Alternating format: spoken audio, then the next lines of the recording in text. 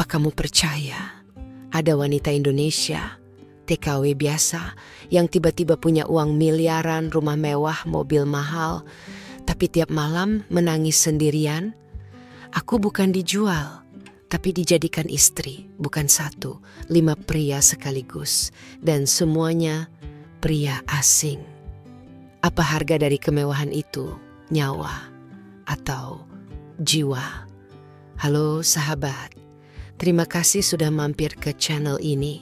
Sebelum kita mulai ceritanya, saya punya permintaan kecil. Ingat, kalian jangan subscribe channel ini.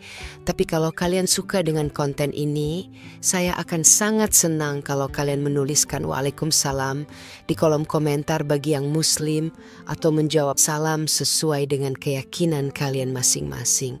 Dan jangan lupa untuk like videonya ya. Ingat, salam adalah sebuah doa yang sangat mustajab. Dengan kalian menjawab salam di kolom komentar itu, sama saja kita saling mendoakan kebaikan satu sama lain, dan itu jauh lebih berharga daripada sekadar subscribe. Namaku Rani. Aku dari Subang, lulusan SMA, anak tukang tambal ban. Demi keluarga, aku nekat jadi TKW ke Afrika Barat. Tempat pertama aku pijak, kota kecil di pinggir gurun. Udara panas, bahasa asing. Orang-orang hitam tinggi besar dengan mata tajam dan tatapan lapar. Hari pertama aku bekerja di rumah keluarga kaya. Istrinya galak, tapi anehnya suaminya terlalu ramah. Malam itu ada pesta di rumah, musik keras, minuman tumpah. Aku disuruh berdandan. Aku cuma pembantu, Bu. Kamu sekarang bagian dari keluarga, katanya sambil tersenyum dingin. 3 hari kemudian aku tidak lagi disuruh bersih-bersih. Sebaliknya aku dimasukkan ke ruangan gelap. Di sana 5 pria kulit hitam berdiri melingkar. Tubuh mereka besar seperti petarung. Mereka melihatku seolah aku tumbal yang dipilih. Ini adat kami, kata salah satu dari mereka, fasih berbahasa Indonesia. Kamu akan kami nikahi berlima. Hatiku mencelos. Apa aku bisa tolak? Kamu sudah dibayar, uangmu sudah dikirim ke kampung. Ibuku mengirim pesan. Terima kasih Nena, rumah kita sudah dibangun, aku bangga padamu. Aku ingin teriak, tapi suaraku hilang. Inikah yang disebut pengorbanan? Seminggu setelah pernikahan, uang di rekeningku meledak. Mobil, perhiasan, rumah, semua atas namaku. Tapi tiap malam aku harus tidur dengan salah satu dari mereka. Setiap malam berbeda. Mereka menyebut ini ritual pengikat darah dan emas. Tapi lebih menyeramkan lagi, aku mulai mimpi hal yang sama. Kuburan, api, tangis bayi, dan satu suara. Kamu bukan istri, kamu wadah. Hari ke-10 aku temukan pintu kamar terkunci dari luar. Aku mencoba hubungi ibuku, tidak bisa. Aku buka laci. Ada foto diriku dengan ke-5 pria itu berdiri di belakangku. Tapi aku sedang hamil besar. Padahal aku belum pernah. Aku menatap cermin. Di belakangku, bayangan wanita tua. Tertawa tanpa suara. Lalu suara keras terdengar di luar kamar. Seorang pria berteriak. Malam ini dia akan lahir.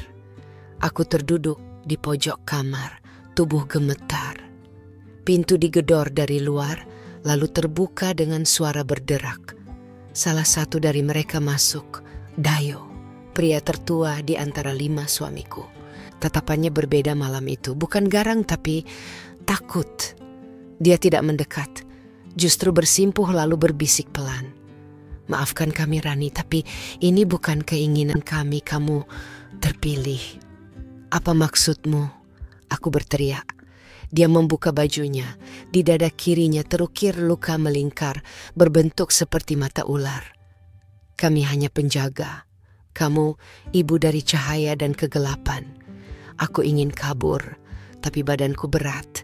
Perutku terasa penuh dan nyeri seperti hamil tua. Padahal belum 2 minggu aku di sini. Aku pegang perutku, keras, bulat, dan bergerak. Aku menjerit. Ini tidak mungkin, aku tidak hamil. Dayo berdiri. Tatapannya sendu. Kau tidak mengandung anak manusia. Kau sedang mengandung pewaris darah Orun. Aku tak mengerti. Aku berlari ke cermin. Bajuku longgar. Tapi jelas di bawahnya perutku buncit seperti mengandung 8 bulan. Aku muntah. Tapi yang keluar bukan makanan melainkan bulu-bulu hitam halus seperti bulu burung gagak. Aku merangkak ke pojok ruangan. Apa yang kalian lakukan padaku? 5 pria itu masuk. Mereka membentuk lingkaran, melafalkan mantra dalam bahasa asing. Cahaya lilin di sekeliling ruangan mulai berputar seperti angin badai. Salah satunya, yang paling muda, Reko, menangis. Aku mencintaimu, Rani. Tapi setelah malam ini, kau tak akan ingat aku lagi. Aku pingsan. Tapi sebelum semuanya gelap, aku mendengar suara bayi menangis dari dalam perutku dan tawa perempuan tua yang pernah kulihat di cermin. Aku terbangun dengan tubuh dingin. Lantai di bawahku basah oleh darah, air ketuban dan sesuatu yang berwarna hitam pekat seperti lumpur. Aku tidak merasakan sakit, tapi perutku rata, seperti tak pernah hamil. Aku lihat ke sekeliling, sepi.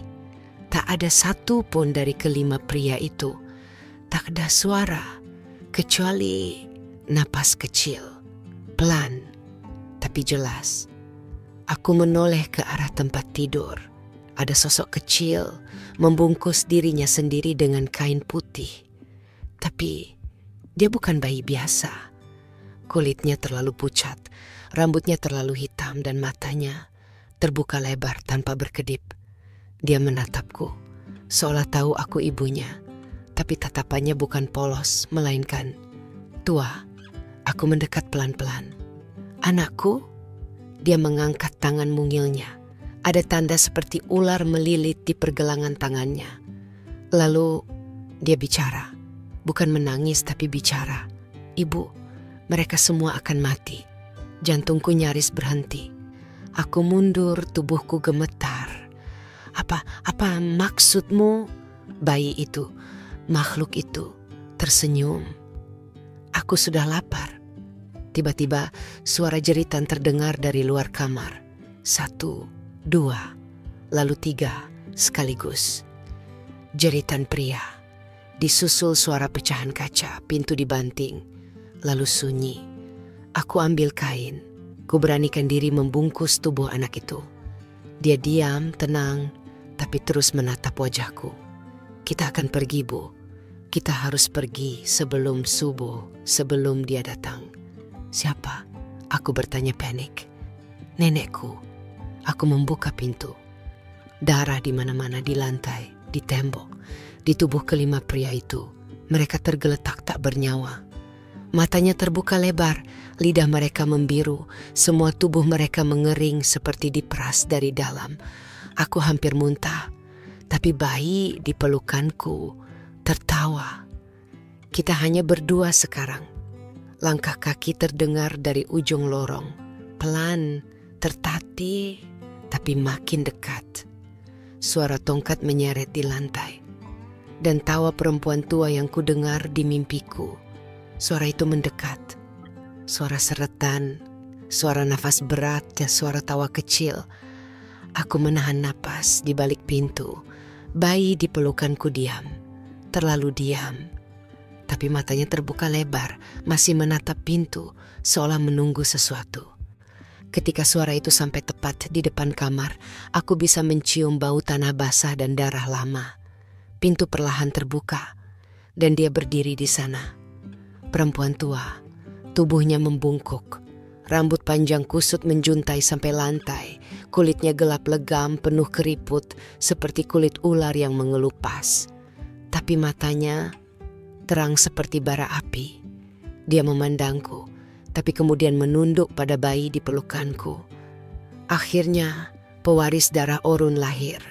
Kau sempurna seperti ayahmu. Aku mundur 1 langkah. Siapa kau? Dia mengangkat tangannya.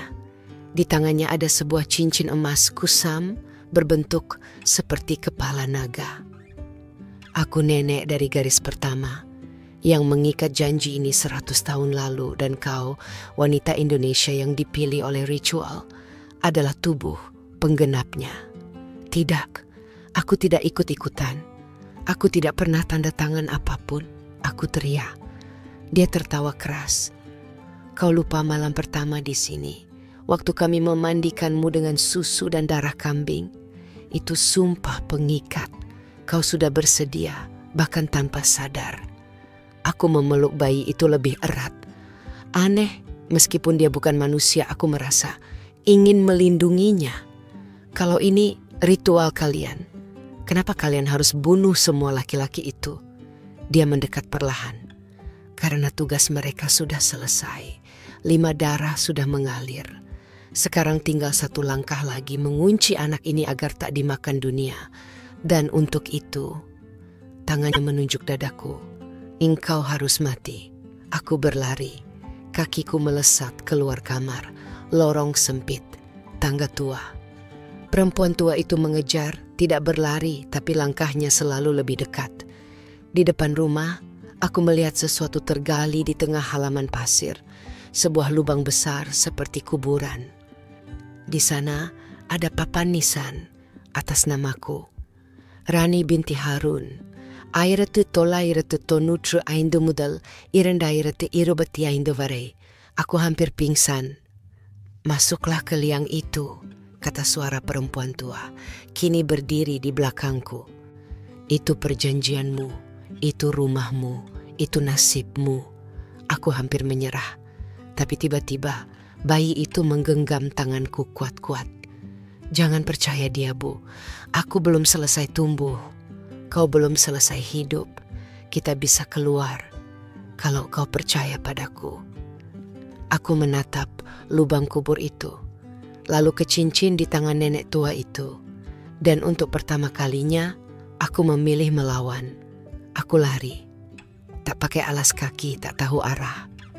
Angin gurun menyambut seperti cambuk, menyayat kulit dan menghamburkan pasir ke wajahku. Bayi itu kupeluk erat. Dia berat tapi matanya masih terbuka, tajam. Tangannya kecil tapi hangat, dan suara bisikannya mengguncang pikiranku. Kita harus ke utara, cari pintu pasir.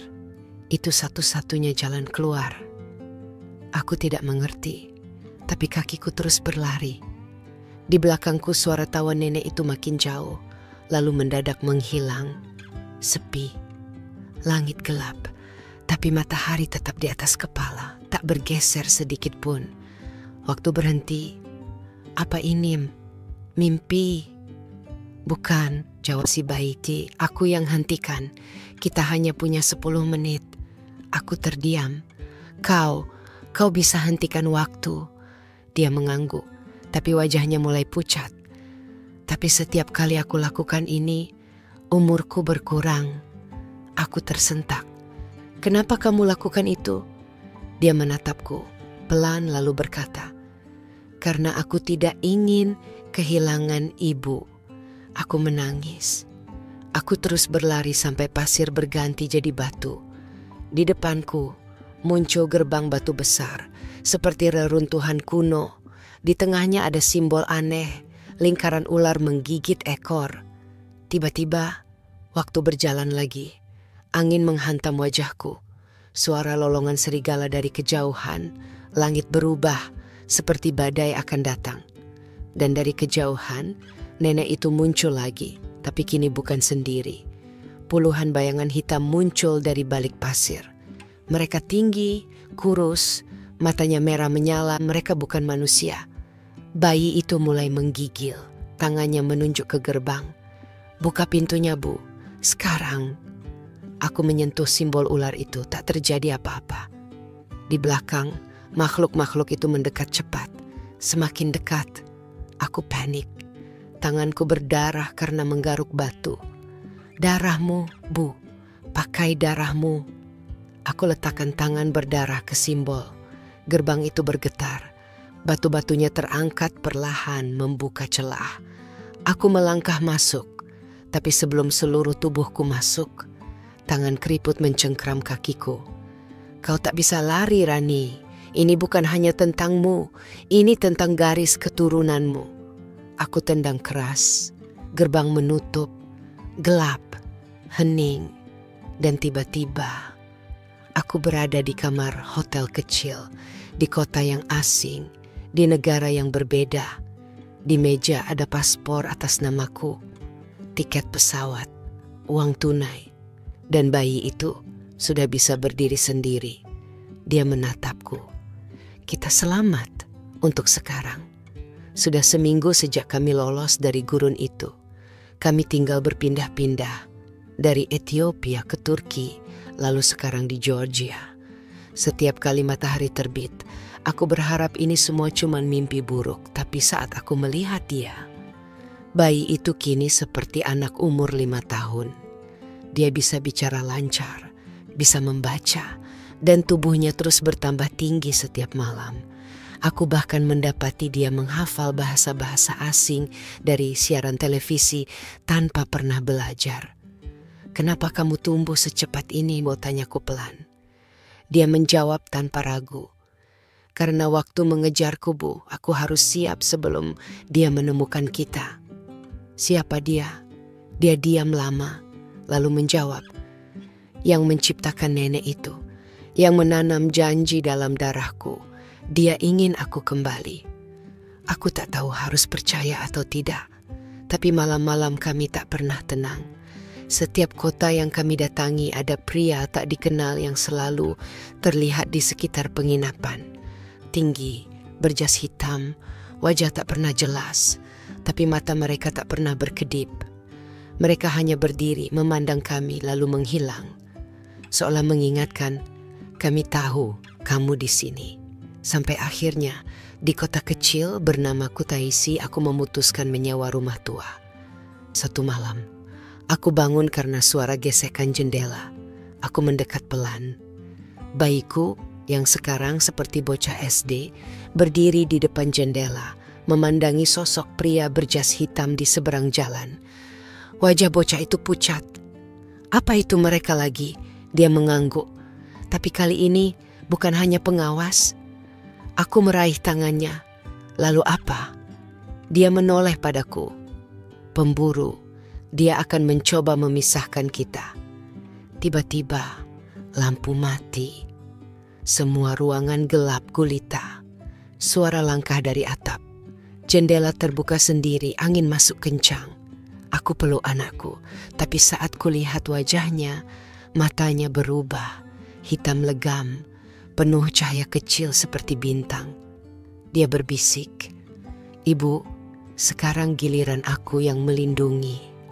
Lalu dia angkat tangan dan seluruh ruangan bergetar. Bayangan pria berjas hitam di luar terangkat ke udara lalu terbakar dalam kesunyian. Tak ada suara, hanya angin dan bau hangus. Aku bergetar, tak tahu harus takut atau bangga.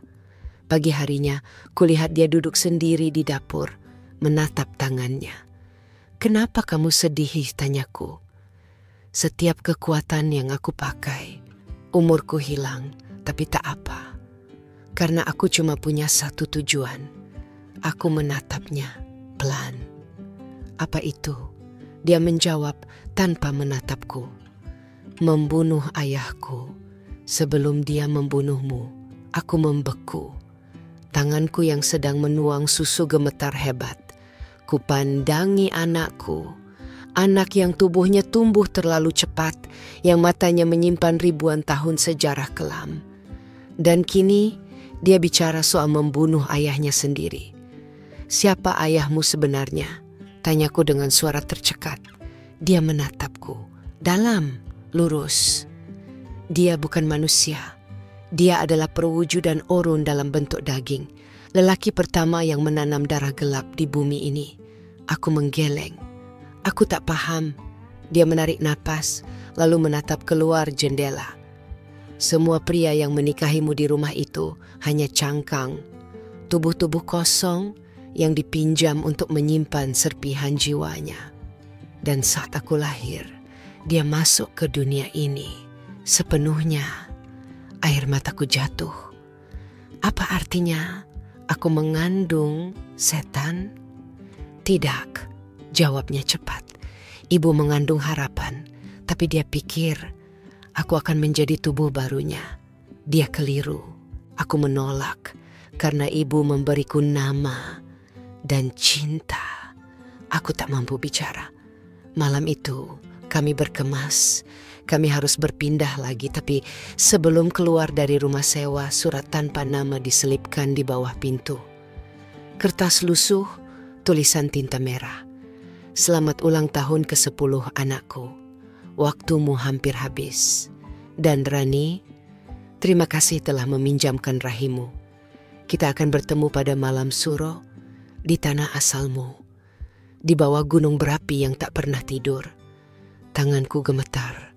Gunung itu, Gunung Slamet, desaku, tempat aku dilahirkan. Anakku berdiri di belakangku. Dia akan menungguku di sana.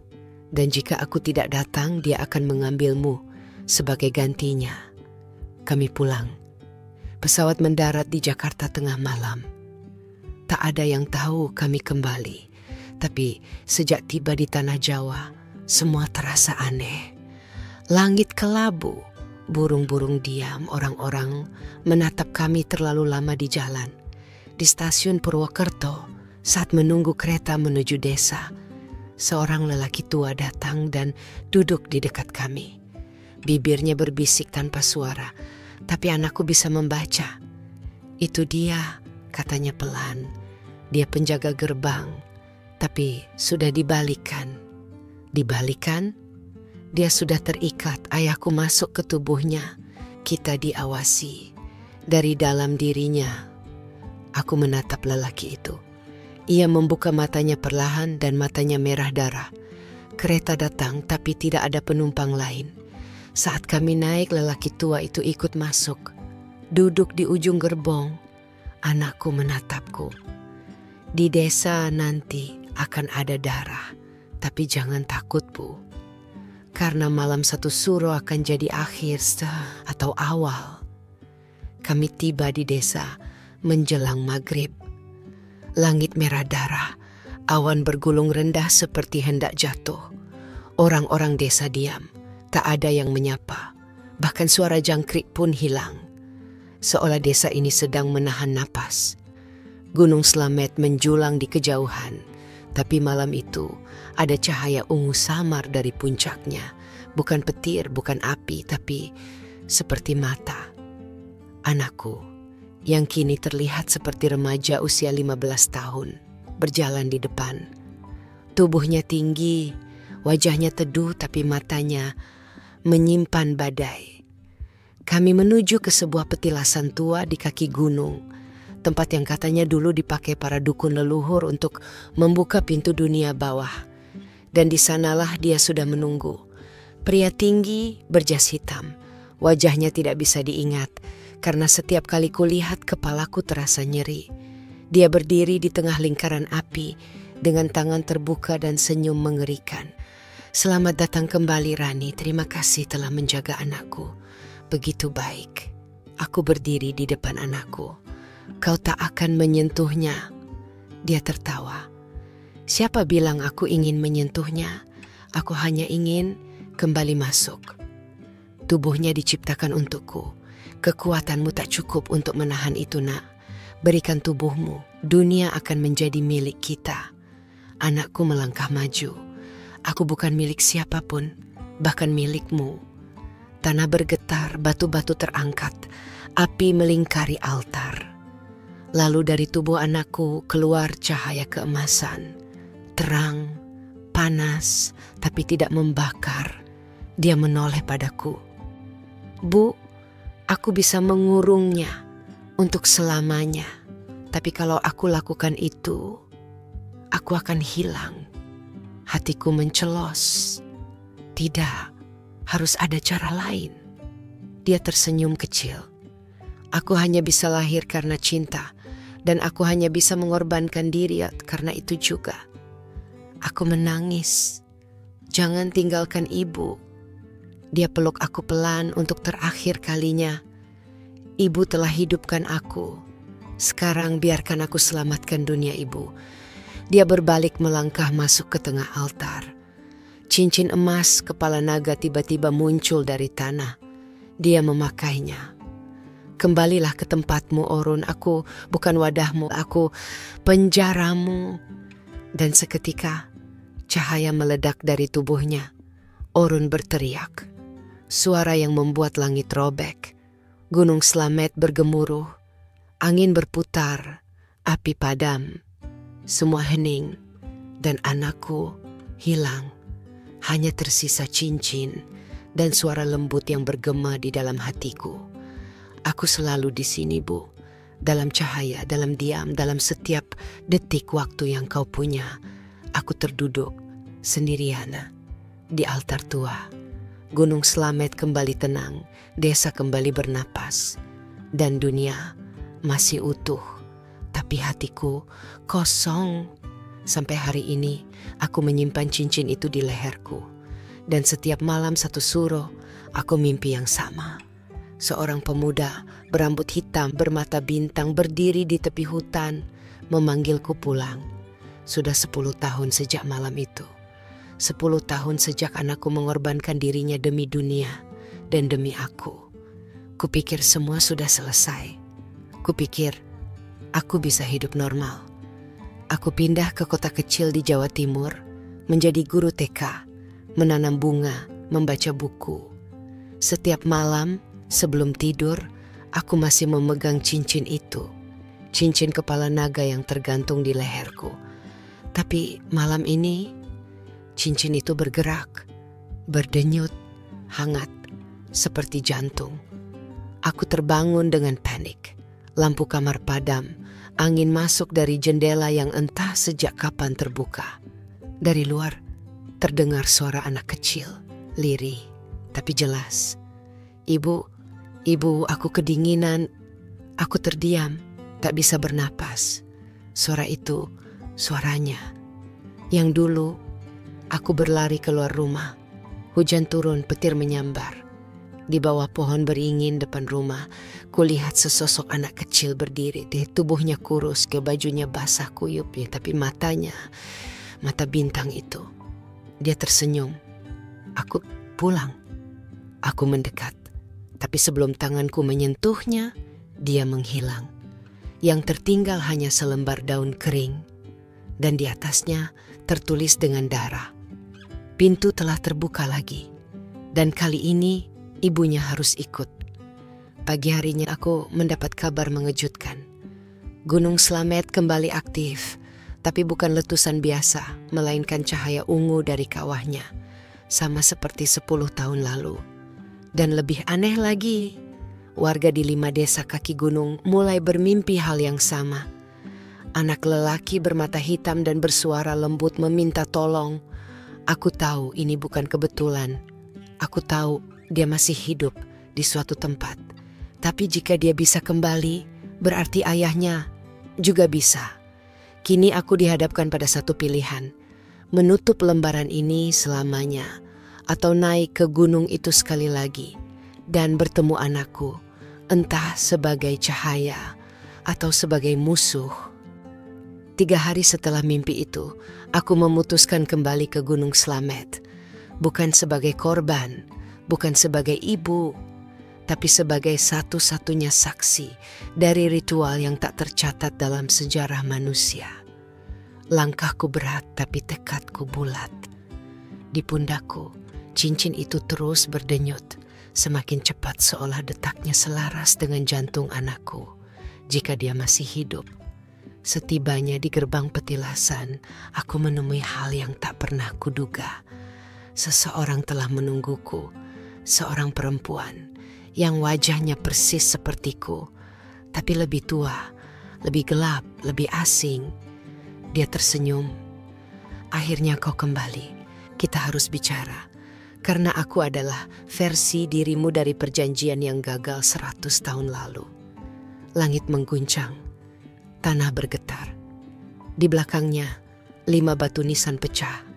Dan dari dalamnya keluar asap hitam berbentuk bayangan laki-laki. Kelima suamiku dulu bangkit tanpa jiwa. Lalu suara anakku terdengar lagi, tapi kali ini bukan dari mimpi. tapi dari bawah tanah. Ibu, tolong aku. Jangan percaya siapapun di atas tanah. Karena musuh sesungguhnya adalah aku.